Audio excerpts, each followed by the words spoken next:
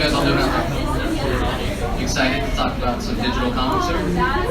Okay, we're going to have a Q&A at the end, just so everybody knows. Be thinking of good questions to ask these guys. I'll just say this, it's in your best interest, ask a really good question. I'm not saying there are giveaways, I'm not saying there are not. All right, everybody, welcome to the Digital Frontier. We're here to talk about some WEBTOON strips today. WEBTOON is a platform that's absolutely amazing, and I'm a huge supporter of WEBTOON. My name is Jason Milam. I host WEBTOON Wednesdays every Wednesday with WEBTOON creators that come on and talk about their comics. And I've been reading comics for a long time, 30-something years, not to date myself, but back when I started reading, it was the spinner rack, right, at like the local 7-Eleven. And that's kind of gone the way of the dodo. But everybody now has a spinner rack in their pocket now, right? Like we all carry around these awesome computers. And you can get WEBTOON comics anywhere, right? Anywhere you are, on the bus, on your lunch break, whatever, right? It's really amazing. And what's great about WEBTOON is the fact that these guys get to create content, put it up there for all of you to read, and they get to share their passion with you. But the thing is, it's free for you, but they're still making comparable rates to somebody that works at Marvel and DC, and that's what I think is so amazing about the WEBTOON platform. So we're going to get started. As I said, that's me, Jason Milam, Comic Source. You can go to LRM online to find the podcast, or just follow me on social media. Just look for the Comic Source. Every Wednesday, new episodes coming out. And I do have some Comic Source lanyards at the end if anybody wants to come up and grab them. But we're going to go down the line here, and we're going to let everybody introduce themselves and let us know what their webcomic is and what genre it is. Okay, so we'll kick it off with everybody. Hello everyone, my name is Merriweather. I make Winter Moon, Everywhere, Nowhere, Store Page Stalker, Internet Explorer, and several others. Also, I'm not an artist, I'm a writer. The artists couldn't make it. There's 9 of them though. I'm Erica Lewis. I write Firebrand with Jessica Chobot and Claudia Dietting and Jazara Bellwork. And I also write a Cursian with John Merriman and Carol. And Betty Lobel is the art. Hi, I'm Kimchi, the creator of I Love You, which is a drama romance comic. Hey, I'm Urchan. I write Unordinary, which is action fantasy webtoon. I'm Leanne Krasik, known as Mahi, and I do Let's Play, which is a rom-com. All right, so as I said, we all have a spinner rack in our pocket now, right? It's the best way to read comics, I think, and especially unique with WEBTOON with the vertical scroll, as you guys have probably seen, and it gives you the opportunity to not necessarily do motion comics, but to play with the format a lot. And so I wanted to ask, kind of start with you, Merriweather, and kind of go down the line about what led to your decision to decide to embrace the future, to go digital comics rather than pursue the traditional sort of print medium that comics have always been. The only manga publisher in Denmark went bankrupt. I was kind of forced to upload it online. Back then, it wasn't very popular. WEBTOON hadn't really took the high rise it had. So I kind of switched to that and kind of evolved as it did, and then went on WEBTOON. Well, actually, I was working with Legendary on the IP, and in evaluating everything, it just made more sense to do things on WEBTOON. There's much more reach. People actually go into it and read it, and getting people into the comic stores these days seems like it's much harder on the print side of things, and also the experience itself, scrolling, and lends itself much better to me to almost like a new media in a way. It's a moving motion comic as opposed to just trying to take in an entire page at once. You're kind of focusing in on whatever that scene is that's the event. So it's just exciting and kind of different. Well, I also like how easily accessible WEBTOONs is. Like anyone with a phone or like internet can access the website, and anyone who wants to make comics can just create comics on WEBTOONs. And I also like how there's the comment system where you could sort of build a relationship with your fandom and like get some feedback over there as well. Yeah, and adding on to that, so, back when I first started getting interested in this stuff, most print things that I read were manga, and they were most Portugal from the US, which is when I started finding manga and comic publishing sites online. That's when I started posting stuff online. And it's like you guys mentioned, it's very accessible. Everyone can use it, everyone can see it. I'm a weeb. So I got onto WEBTOON so I can meet these cool people. That's it. No, no, actually, working IT and stuff, I just thought this vertical scrolling format of WEBTOONs was just so awesome in terms of like storytelling, because you have this infinite canvas, and like with pages, I'm not gonna lie, I read a lot of fan translations and scanlations over the years for manga, and you have to zoom into that stuff and pray that it's in a font it doesn't have a bajillion different JPEGs, pixelizations, and you have this that it's like, no, not everybody, but mostly everybody has a smart device, and now we're gonna start making comics that actually accommodates that stuff, and I was like, yeah, let's do this. So that's why I was really most interested in. Meriwether, I wanted to ask you, you mentioned the manga publisher in Denmark went bankrupt, so you were kind of forced into it, but once you took that step and went digital, did you find a freedom in it to be able to just create and upload? And there's not a lot of barriers for anybody, if you have any aspiring creators out there, we have the Canvas side of WEBTOON where anybody can create and upload, right? And there's freedom in that to be able to create something and share it. So did you find that once you took the leap? Absolutely. Found a great deal of freedom in the online platform, and you'll find I have an account on pretty much every website where it will allow me to upload a comic. I also have taken the step of allowing anyone to re-upload my comics, except my featured comics, my original WEBTOON comics. But yeah, just the freedom of the online platform. I believe it's the greatest entertainment platform in the history of man. So I think it's pretty cool, yeah. So if there are any aspiring creators out there, I wanted to talk about prepping for launch. I think with WEBTOON, you want to have when you go over to the featured side, if you're invited, you start on Canvas, or if you have your own comic that they reach out to you, you want to be ready, right, to take that step, and you want to give yourself the best chance to succeed. So let's start with you, Erica. What advice would you give somebody when they're getting ready to take that leap and put themselves out there? Because it's scary, and we get it, right? To put yourself out there, to put your work out there. But I'll tell you this: if you never put it up there, nobody will ever see it, right? You will miss 100% of the shots that you don't take. So take a chance. So let's talk about getting ready. What do you think you need to do? What advice would you give to people getting ready to launch? Have a lot done. The hardest part is the volume, and you readers are insatiable, and it never gets done fast enough or quick enough. And I work a little differently in that I work on these properties with a studio, so it's even slower, which makes everybody, some of the comments is just devastating. And they're like rating between seasons. But it's having a lot of volume, knowing where your story is going, have everything mapped out, so that when you're, things always go if you're off, if you're doing as many chapters, especially these guys do. But it's making sure that you are at least a month to two ahead of the game, so that you're not killing yourself every week. Gibbs, do you have anything to add about getting ready to launch? What advice would you give? I would say, you're not gonna please everyone, so just get ready for some negative feedback. It's unavoidable. Yeah. But just know that there's a lot of people supporting your work. It got featured for a reason, So maybe have some faith in yourself, or believe in yourself too. That helps a lot. Now, the two creators on the end have maybe two of the most popular webtoons out there, Let's Play and Unworked. So I want to kind of ask your advice about this question in a little bit of a different way. In what way can you prep yourself for any criticism or to build a community? Are there things you can do ahead of launch to kind of put your best foot forward in terms of building that community and helping to get the comic out there in front of as many eyes as possible? Okay, I'll go. So one of the things is if you're going to get into that, to prep,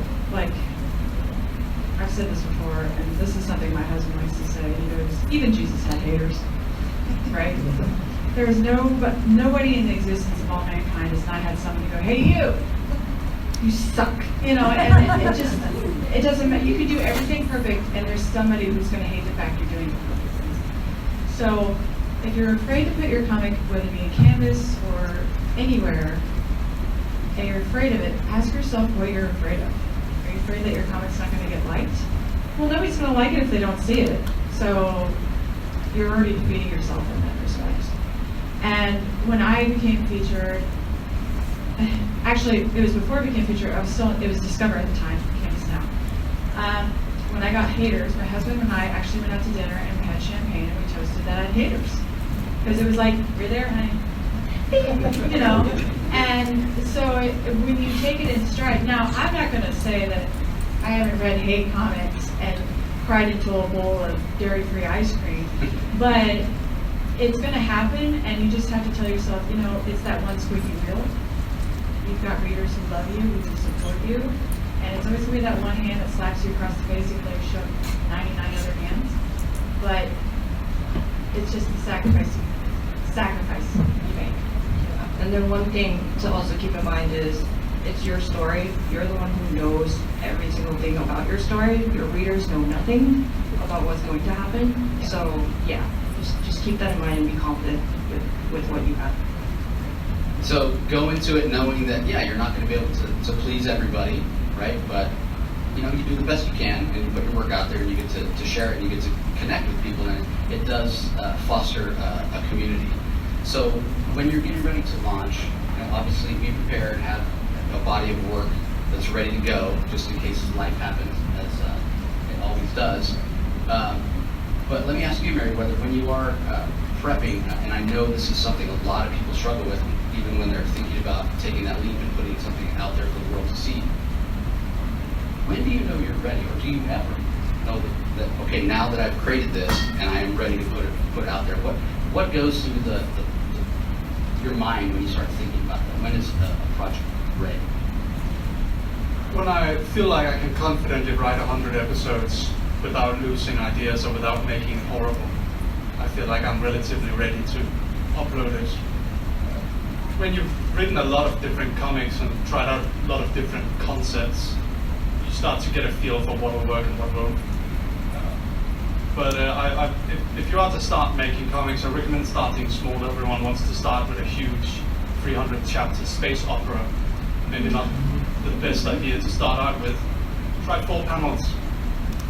Yeah, and Kimchi, I wanted to ask you, because you mentioned this on one of the earlier panels today, about having an idea of where you're going. Don't start to tell a story if you don't kind of know the ending, because you can get lost along the way, right? No, sorry. You might have been June. I'm sorry about that. But do you find that to be true? Like, know the ending before you start? Sort of, I do agree, because it's good to have like some sort of direction. Because if you're like running out of, it's like sort of like an inspiration for yourself. You know, you want to get there. If you have nowhere, like no destination, you're sort of gonna get lost. You know what I'm saying? Yeah. So have an idea. Have at least an idea right. of what you want to do. You may not know how you're going to get to the end, but it gives you a destination, Yeah. something to shoot for, Yes. so to speak. Okay, so let's say you've taken the leap, you're out there, you're on Canvas. Now the challenge is the ever never goes away, always hanging over there back of your shoulder deadline, right? It's always there, you've got to sustain. As you said, Erica, you readers are insatiable, and you're like, when is the next chapter coming out? Oh, I can't wait. And it's a good problem to have, right? Like, when they stop clamoring for the next episode, that's when you have to worry. Yeah. But what can you do? Let's start with you, Kimchi. What's the balance between working and not working? You know, webcomics, you can upload from anywhere. You're working on a tablet, so it's not like you go into the office. It's not a 9 to 5. So how do you each deal with that kind of balance and making sure you're taking care of yourself and continue to be inspired? What's your process? Well, for me, I just have to remember that I have to like set some limits, because you want to make a perfect chapter, but sometimes you can't do it because of time constraints with the deadlines. So you have to learn how to make like sacrifices, how to portray a scene more effectively, and like taking out panels otherwise I'm just gonna keep drawing and drawing and I'll never be satisfied. And I think that's another thing. Like artists are never satisfied. You have to like learn to deal with it. How about you, Readership? How do you balance the work and keep going, keep sustaining, especially for somebody who's your strip is unordinary, it's hugely popular. So I'm sure they're always clamoring for the next episode. I keep a very strict schedule that like I pretty much have to follow. I'm on. Before I didn't really set limits for myself. I kind of just tried to write as much as I could. But now I'm on hiatus and I'm starting to go out more and I'm starting to work out and I'm starting to see the sun and realizing how important it is to actually, not be cooped up at home all the time. And I think it's important to accept help from other people. I've been hiring a lot of colorists and a lot of line artists to help me get the work done so that I don't have to bother with all of it. Yeah, you don't want to kill yourself because you burn yourself out and then there's no more unordinary at all. Right? Exactly. How about for you, Leanne? I have to take vitamin D supplement because I don't really get outside that much. And we could sit up here and we could say that we work hours and hours. We suffer for our art in a sense. Like I am like Ura-chan, trying to work out, trying to get in shape, and so I can take my editor. I think I can take one. But it's one of those things that, for me personally, finding the time can be a struggle.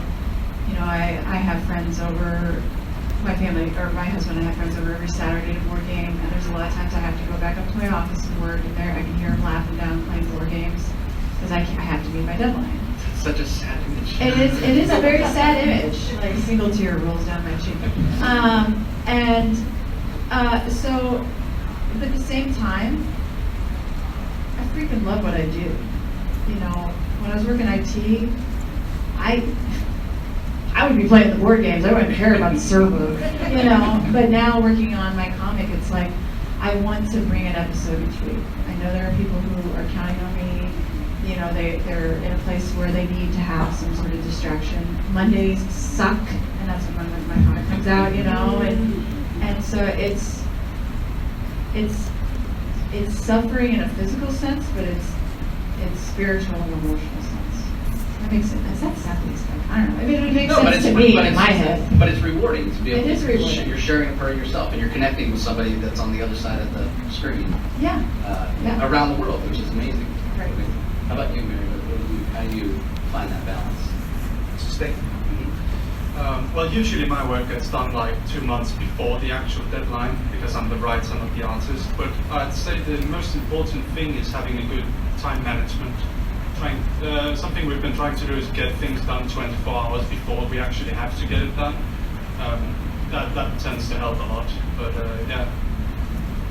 How about you, Erica? I know because it's not just. You write so many different things, novels and. Yeah, I'm always on deadline, and I have 2 children I rarely see these days. But it's if you enjoy writing, you do it regardless, and it's your fun. I will say that the highlight of my day is working on my WEBTOON comics. Sometimes when I've been in prose all day long writing like a YA novel or something, it's just so refreshing to sit down with Lucan and Natalie and have them doing something stupid that I know everybody's going to hate. Because the greatest thing is going into the comments and seeing so much hate lumped onto one of your characters. Apparently none of mine are very likable, sorry. So it's kind of funny. And you get that feedback. So for me, I kind of, it's weird. It's like I know that I'm going to get some kind of something out of it, where when I write a novel, if I'm working on a TV series, you wait for it to go. And then a year later, it takes a full-on year for them to publish something you've been done with for a year in a book. So eventually somebody will read it that they liked it or not. So. Yeah, and WEBTOON's so different, right? Because WEBTOON is so different. You publish it and you read the comments. Yeah. Right? Yeah, and I'm always afraid to go in there and say anything. I have to get some feedback from everybody else on that. Because do they want to hear from me? Are they afraid to talk if I say something? Because sometimes they do really dump all over this one particular character. I find it actually amusing. It's, all characters should be flawed. So. Yeah, it actually leads us to our next point, and that's talking about building your brand, right? Reaching your audience. And it's something that's so unique about Webtoon. We always talk about it on Webtoon Wednesday, sort of at the end of the episode, about fan interaction, community, and Webtoon is so amazing. It's like the exception that proves the rule on the internet, where there actually can be nice people on the internet making nice comments. Not 100% of the time. You get the haters, as Leanne mentioned earlier, but it's so important. It's right there. It's on a digital device. We all know about social media and the tools that are available as a creator. It's important if you're an aspiring creator to get your work out there, get it in front of as many eyes as you can, which is why Webtoon is such a great platform. But let's start with you, Kim G, about building your brand, reaching your audience. If there's any aspiring creators out there, what advice would you give as you're getting started? What are maybe some of the mistakes you want to avoid, or things you should do when you're getting ready to launch? Well, when I first started on Discover, there's only like maybe a few hundred comments, and I would try to engage or like talk to the people on there, like reply to everyone's comments. And then one thing I learned is like, if you see a terrible one, control yourself. Don't like say and like try not to like fight this person, because like people are gonna use that against you. I mean, it didn't happen to me, but like I've seen it happen on Webtoons, and you want to like keep like this, not really a pristine image, but you want to make sure that you're acting professionally. You don't want to like scream at a 13-year-old. So You want to, but you don't. yeah, you shouldn't. You shouldn't. How about you, Merchant? What advice would you have for aspiring creators when they're getting ready to start and building that brand and getting your name out there? Because you've got to be your own cheerleader, so to speak. Right, yeah.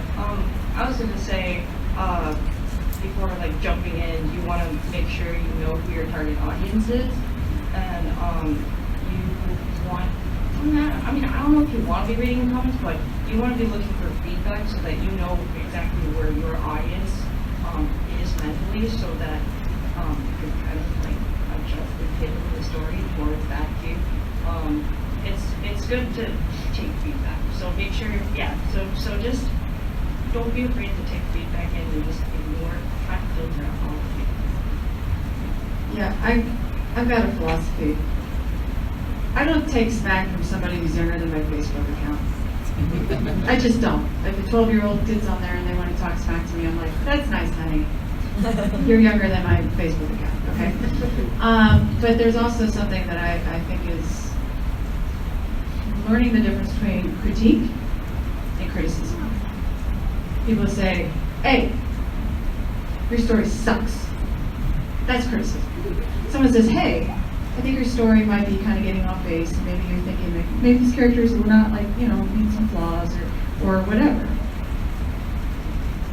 That's critique, and that's to help you. That's to help the story get better.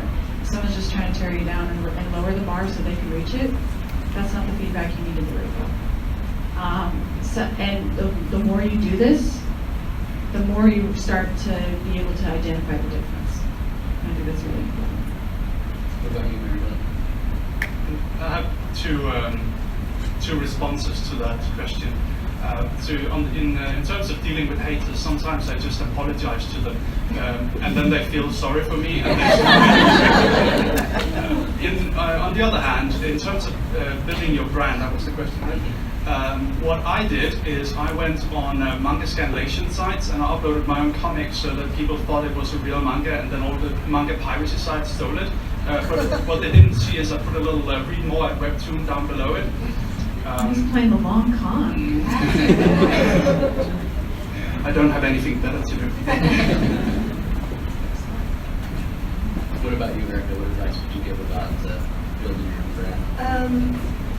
Yeah, I think it is about knowing your audience. I mean, I typically stick to the young adult marketplace and in what I write in general, and understanding that world and understanding their hot buttons. For me, I like to push the envelope, and so maybe it's for good or for bad. my stuff tends to be like, well, I can't believe they cheated on that one, and this one I'm like, well, nobody's perfect, and so that's just so I stick to that. I mean, because it has worked for me in the past, but for me, it's more fun to write. And then, like you guys are saying, once you find that thing that people come for, I mean, I have people in the last 2 chapters, they'll go like, I'm so mad at these characters, I'm going to unsubscribe if it keeps going this direction. And for me, I take that as a win, because they're so mad at the characters that you kind of get sucked in, it's like, Yeah, they're it's like a invested. train wreck, Deadpool, Yeah.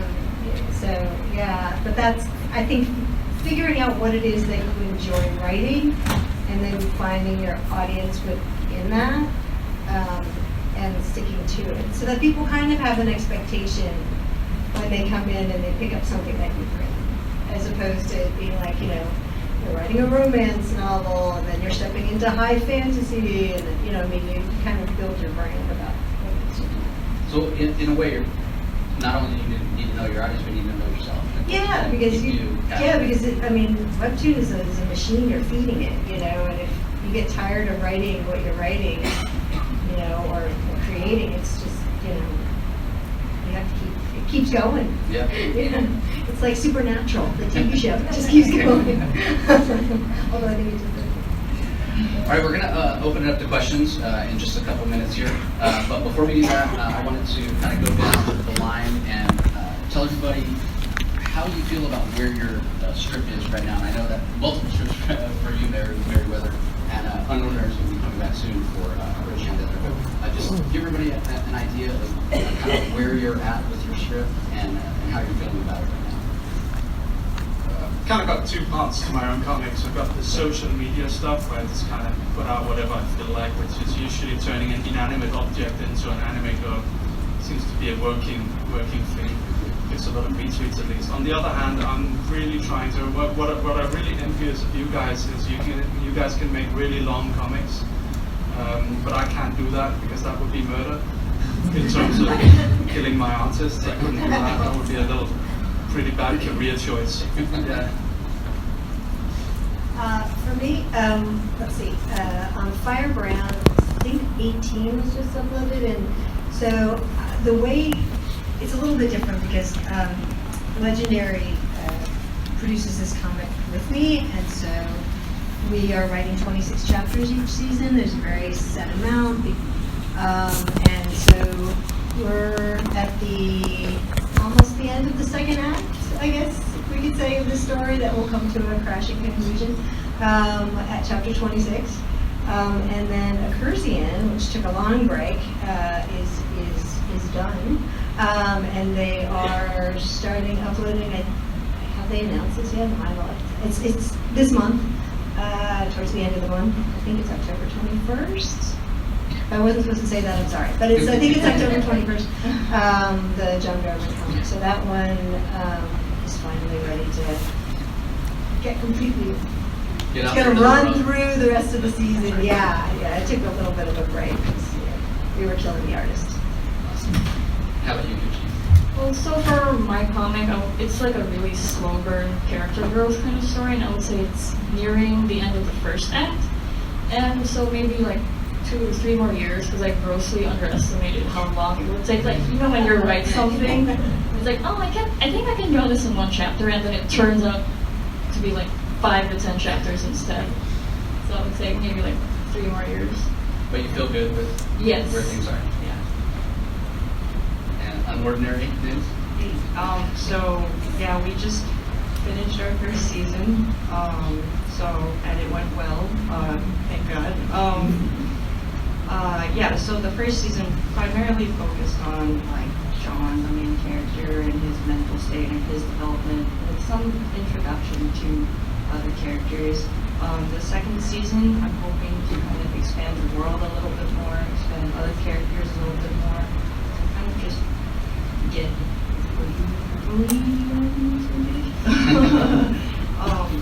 I think in terms of overall length, probably 2 or 3 seasons, and that can be anywhere from like 2 to 4 years. And you just started your next season, right? Yeah, I did.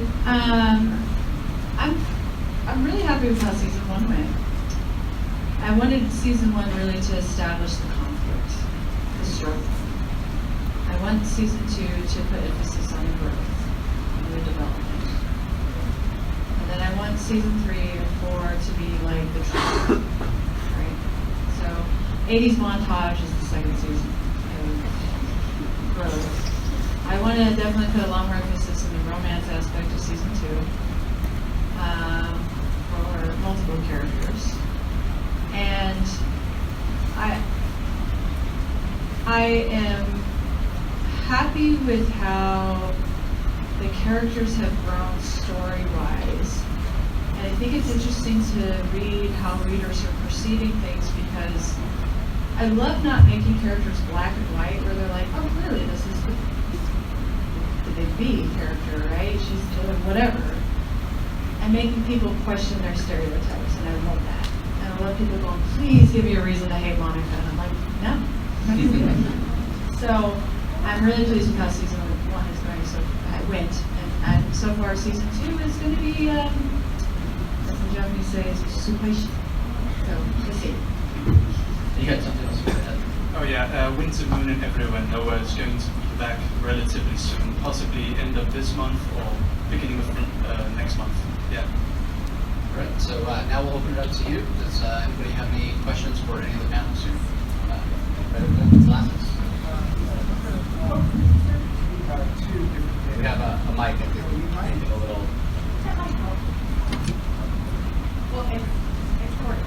Yeah. If anybody Yeah. has questions, here in the center, and it makes it a little bit easier with the mic, that would be great. I would have let him go first, yeah, and then you try to do that. That would be great.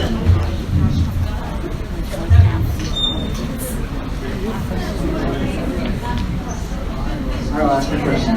Working. Yeah, all right. Fire away, sir. I wonder if you could speak a little bit about, I noticed that one of you is publishing 26 new episodes. That would imply a bi-weekly publishing schedule. So I wonder if you could speak a little bit about what the optimum publishing schedule is. Is it weekly? Is it bi-weekly? Do you have a feeling for what the optimum length of a particular episode is? That is, how long, how many chapters or frames? And how does that relate to the monetization in terms of views and things like that? Because I haven't heard any discussion about the monetization. I know it's a monetizable platform, but I haven't heard any discussion about how it happens. Mine's probably not the greatest archetype, because we do 26 chapters and it does get uploaded weekly once that's done, but Legendary backs into a year and a half later it comes out in print. So I'm sort of beholden as to how, because I could write it forever, but then they're going to have a book that's 100 pages long at the end of the day. So Firebrand season 1 just came out in print. So mine isn't the greatest of examples, because some of their seasons go 100 chapters, and I think pretty much everybody, correct me if I'm wrong, uploads when they're in season weekly. Yes. So at least for me, once the train starts rolling, you're supposed to roll every week until you get to the end of the season. So pretty much everybody, all of you are aiming for a weekly. Weekly, Yeah, that's- weekly, I do thrice a week. twice a week. 3 times, thrice. Thrice. That's British for 3 times. I'm like, Sorry. well, he's from Denmark, so. But yes. So yeah, but I do roughly 50 panels, or like around 60 panels a week. I do about 80 to 100. I think it's really important. Number of panels don't matter, but I think it's really important to give the audience something to hold on to every single week. Make sure it's not just like some random dialogue. Make sure that there's something that they can think about for the rest of the film. Yeah. And cliffhanger. Okay. So it's not necessarily about length in terms of panels. It's more you want to give them a substantial piece of story. It's It's like sometimes Yeah. you could have 100 panels and it will still feel really short, and then or maybe like a chapter with 50 panels and it makes like there's so much going on that it makes it feel much longer. So you write all this stuff. If there's an emotional arc in each chapter, it doesn't Yeah. just not just the first. Right. Yeah. And how does that again? no one spoke about the monetization of that. We kind of can. I thought that was what it's all about, right? I can. Go ahead. The guy from Denver. Okay. Well, WEBTOON has Patreon integration, so if you're an independent comic creator, you can put your Patreon right down below, and there'll be a little button that says Become a Patreon. Do you know what Patreon is? Sure. Right. And other than that, there's an ad revenue program that they just started doing on WEBTOON Discover. You can become an original creator, which is like published by WEBTOON, but that's where I can't say anymore. But without getting into detail, so then WEBTOON actually monetize? You Yes. get money, but They become a publisher. Yeah. Yeah. before that, it's from Patreon. Yes. Yes. Basically. Ad revenue. Patreon And ad revenue. Oh, and ad revenue. Yes. So you do it's like.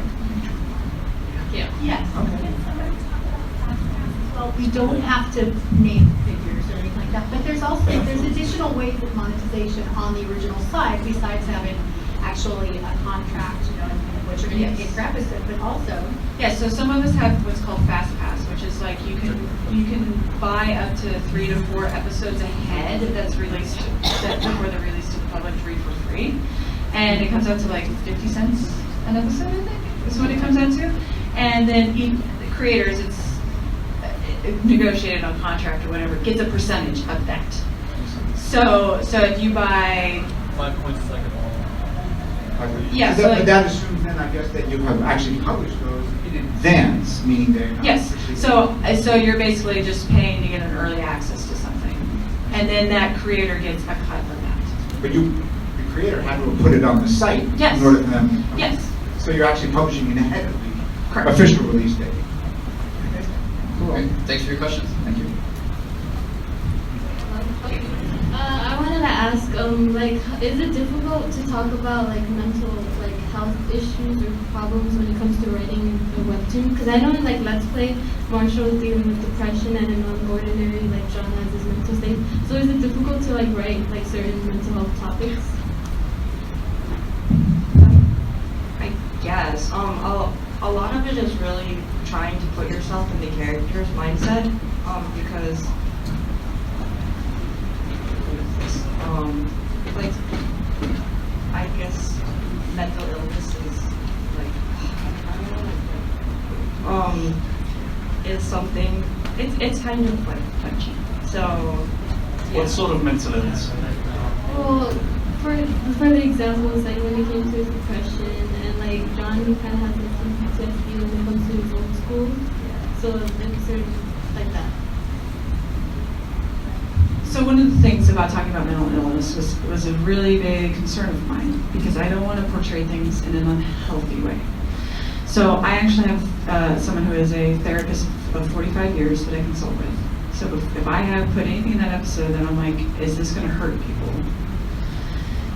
Should, you know, and they review it and inform me how I should possibly handle it differently. The other thing is that one of the things I did not expect of having health, portraying mental health in my comic is that I get a lot of feedback from people who are in very bad places. I've had to call the cops on at least one person because they were going to hurt themselves that night. And fortunately, they got there in time. Almost. But, so there is this, to me, it's very important that it gets highlighted. I'm done with it being a stigma. I think people need to be, as long as people are trying to live a better life, then we can't give up on them, even if they have, in a sense, given up on themselves. So it's a slippery slope, but it's something that I'm willing to try. Did you wanted to add something? Okay, thank you. Thank you. Well, you know, I thank you for that question, because it's something that I think I've talked to a few of you who've come on the podcast, and it's important to remove the stigma. So I'm going to give you an iPad that has WEBTOON installed on it for that great question. So thank you for that. Can I ask a great question? How does it feel knowing that your art influences many young creators and young people? My art? Art, sorry. I can't draw. Okay, when you're writing. My comics, well, that's amazing. It's really cool. I remember being a weird kid sitting in middle school writing comics in the library, and everyone was like, "That guy's weird. What the fuck is he doing?" Sorry, I'm sorry. What the frick is he doing? It's awesome. I think everyone should be free to follow their talents. Just do it. Yeah. Anybody else want to comment on that? I think it's pretty cool. And if you guys want to start drawing again, like I didn't draw for like 15 years before I started drawing again, and that was fan art. So if somebody wants to draw fan art for like one of our titles and get back and maybe do their own comic someday, I think we all think that's just pretty freaking awesome. Great, next question. This isn't really related to the topic of today's panel, but like while writing or reading, has there ever been like a character from your webtoon or any other webtoon that you can like really relate to and connect to? Yeah. I mean, some of the Fireburn characters are actual characters in my life, although I try not to let them know that they're in there. And it's very therapeutic. I had an evil stepmother, so she's totally tortured in there. And I like to torture her in my comics and writing. Yeah, there's that.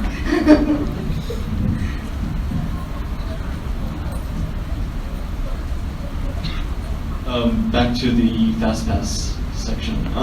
Even though you're taking in coins or whatever, like if you have like 3 chapters ahead or whatever number that is, you also take in the ad revenue and Patreon still, even though you're completely partnered with Webtoons, or is that just we get to pick one or the other? Once we become featured, it's no longer tied into Patreon. Now we can have our own Patreon on our own. Oh, okay. But it's not tied into Webtoons. Gotcha. So Patreon is with the WEBTOON Canvas. So that's separate. I believe we ceased to be able to advertise our Patreon on the comic. Is that correct? Or does Webtoon advertise on it? You can put a link to it at the bottom, but you can't like put big ads or something. Yeah. And when I was reading the Ordinary, and then I saw John get bullied when you said like seeing people in their shoes. I've been bullied since pre-K all the way to around 10th to 11th grade. So then when I saw him snap, and then see it in his perspective, and then see how now they're vulnerable, it hurt me inside a little, because like, yes, that's what they deserve, but no, you should have not gone that far. Like, because when I've been reading other comics and stuff like that, like, and how do you get into that mental state of swapping from being punished to being the punisher?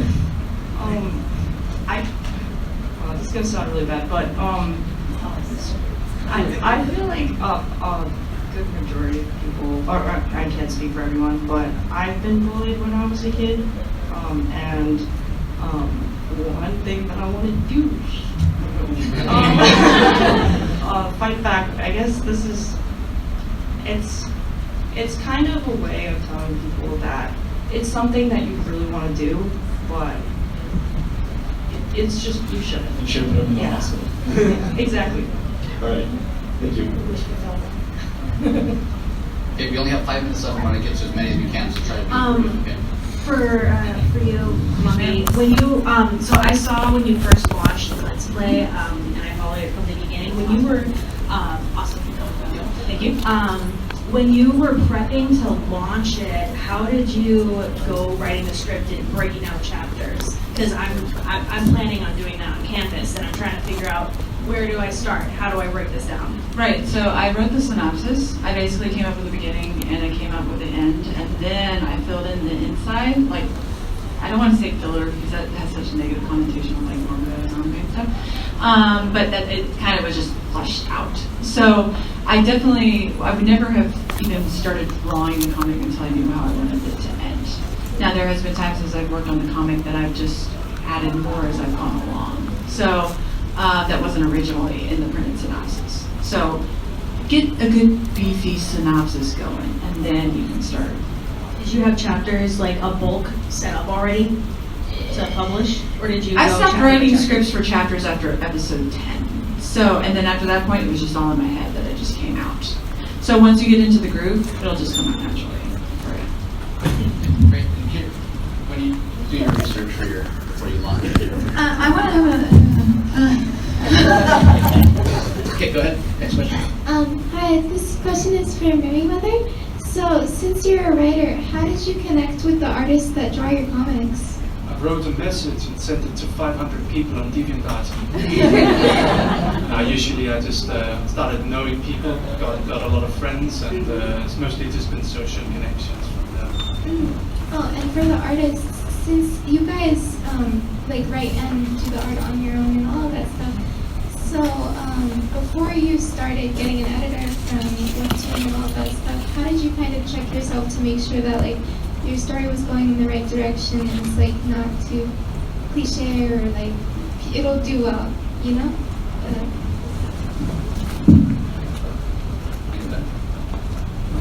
I think this goes back to knowing when you're ready.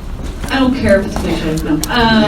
I think the editor is great. Our editors are great, and then like we bounce a lot of ideas off of them, and they read a lot of titles.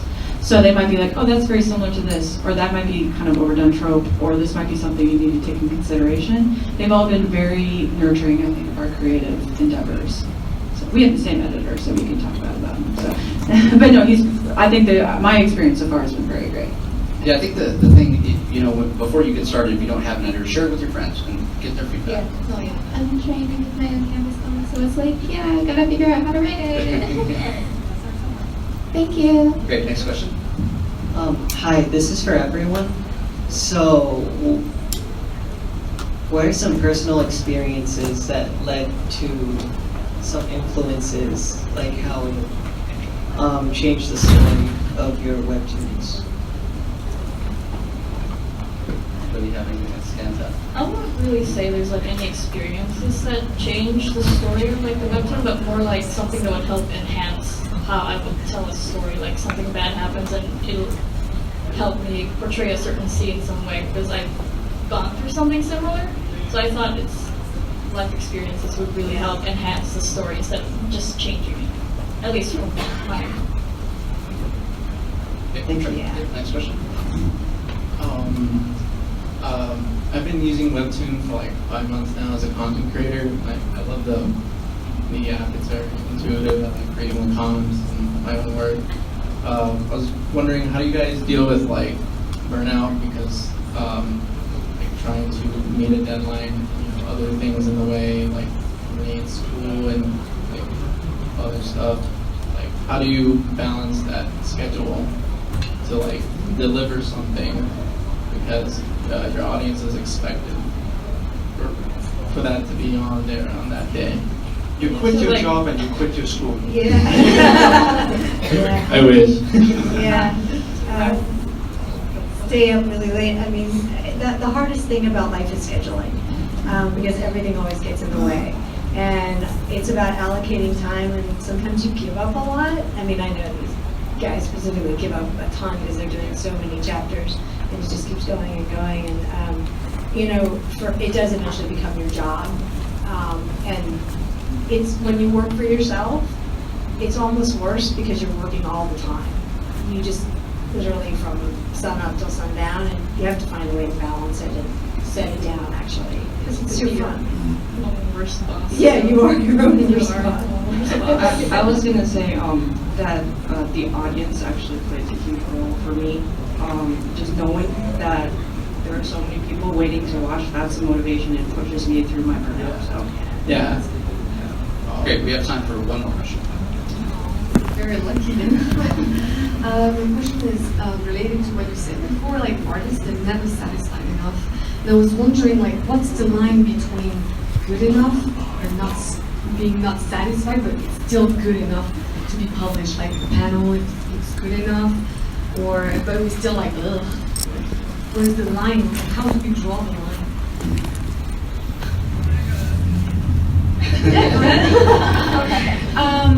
Okay, so like the art when my comics started is so much different now. I had to do a flashback, and for episode 87, so I'm on Fast Pass. I was looking at old stuff, I was like, oh God. And it was bad, like my art was bad. But one of the things I learned was that thing about comics that's different is you're trying to visually portray a concept. Don't say it, show it. So if you are going to draw it, as you know, we can just doodle all day long, or we can just rewrite that line over and over again. But if you get the concept across, whether it be through your art or through your story, and you don't have the time to just waffle on it forever, you just go, you know what? My readers are going to understand. Finished is better than And move on. Yeah, finished is better As long than as the perfect. idea is there. Yeah. Yes. So that's exactly. Yeah, you have to give your readers some credit that figure stuff out on their own too. Like, don't overdo it. Readers are usually smart, so they'll figure it out. Okay, thank you for that question. I think that deserves the last iPad. Booth 125, WEBTOON. Everybody going to be down there after the panel? So if you didn't get to ask your question, head down to booth 125. The creators will be there, and you can bend there or there. So thanks everybody for joining, and thanks to you all for coming out.